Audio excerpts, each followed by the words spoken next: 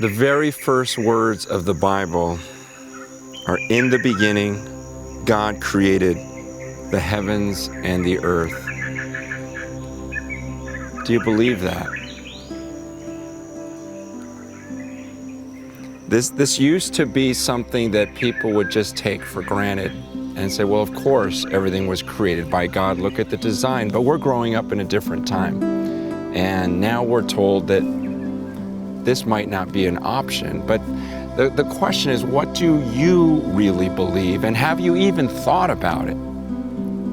Because fewer and fewer people are taking time to think through the bigger questions in life. You know, we live in a real busy time with a lot of multitasking where we jump from one thing to another. And when's the last time you really just sat down and were quiet and really thought through, is there a purpose to my existence? And that's what we want you to do, is to just think. To think right now. You are standing on a giant ball that is 2/3 water, spinning at 1,000 miles an hour. So just think about that for a second. And think about the fact that there's a ball of fire that's 93 million miles away and somehow never burns up, and that's what is keeping us warm. And so as we're flying around that ball of fire, try just imagine, okay, what is the point of me? Am I just an accident? Because many of us were just taught to believe that we're accidents. Where does it come from?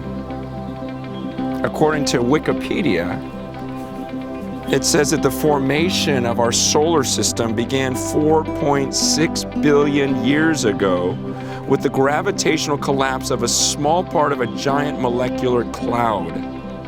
Most of the collapsing mass collected in the center, forming the sun, while the rest flattened into a protoplanetary disk out of which the planets, moons, asteroids, and other small solar system bodies formed.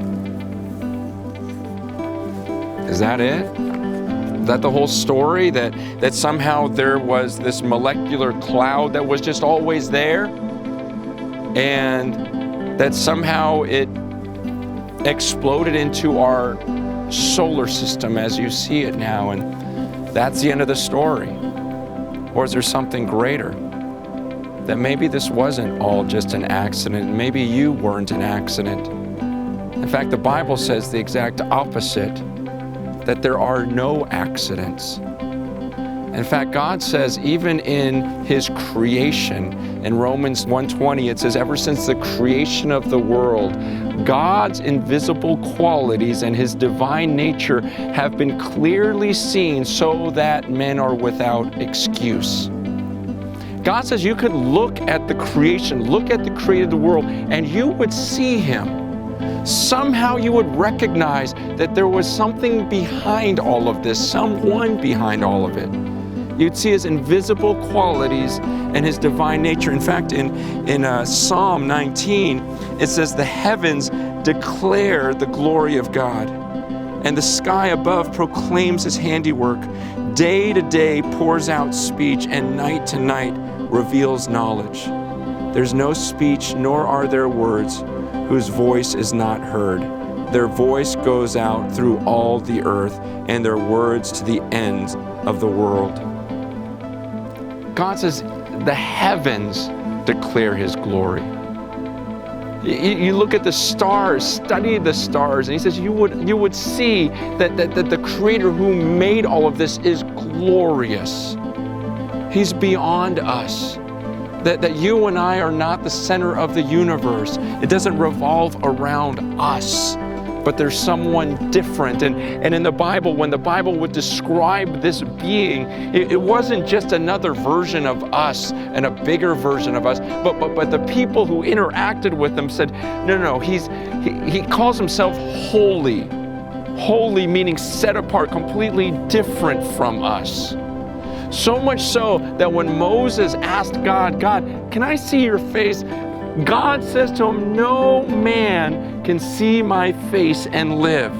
He says, look, I'm the being who created these heavens and that little tiny planet you live on, and you yourself right now in your mind, you can't see me.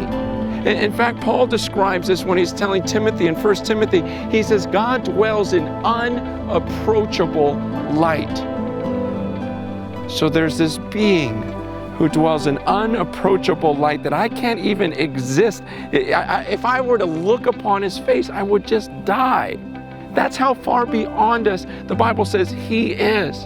In fact, when Isaiah got to see some sort of glimpse of him, he says there were these high angels who were covering themselves up.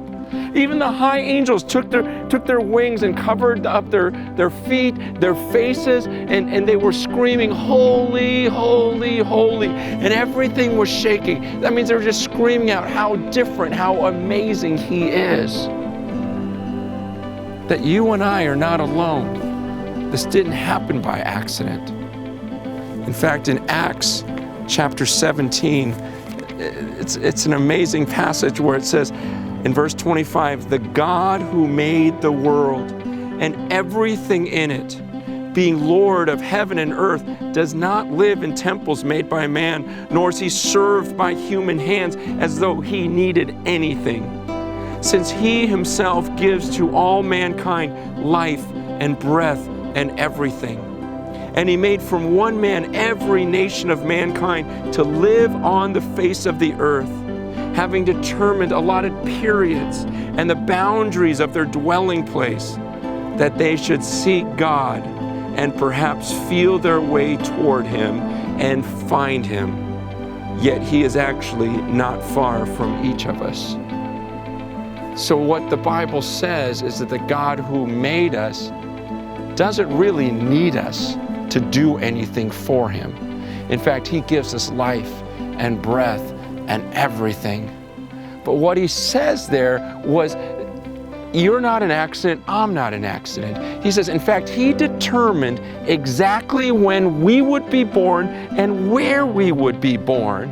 And he would orchestrate the situations and circumstances in our lives so that we might feel our way towards him and find him, though he's not far from each of us. So according to the Bible, there's a reason why I'm here right now, why you're watching this right now. It's not coincidence. He says he determined when you would be born, and he determined exactly where you would live.